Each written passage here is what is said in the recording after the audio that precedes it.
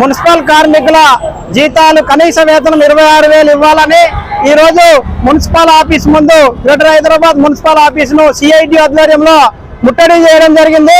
కార్మికులందరికీ కనీస వేతనం 26,000 ఇవ్వాలి, ఇందిరమ్మ ఇల్లు మొదటి ప్రాధాన్యతలో ఇవ్వాలి, కార్మికులందరినీ పర్మనెంట్ చేయాలి.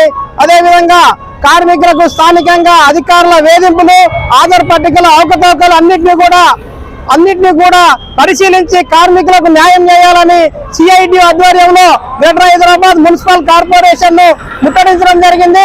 మున్సిపల్ కార్మికులు హైదరాబాద్ నగరాన్ని పూర్తిగా శుభ్రంగా చేస్తే ప్రభుత్వానికి అవార్డులు వస్తున్నాయి. మున్సిపల్ కార్మికులు జీవించడం కోసం బతకడం చాలా ఇబ్బందికర పరిస్థితిలో ఉన్నారు కాబట్టి మున్సిపల్ కార్మికుల సమస్యలు వెంటనే పరిష్కరించాలి, వీళ్ళను పర్మనెంట్ చేయాలని సిఐటిగా డిమాండ్ చేస్తా ఉన్నాం.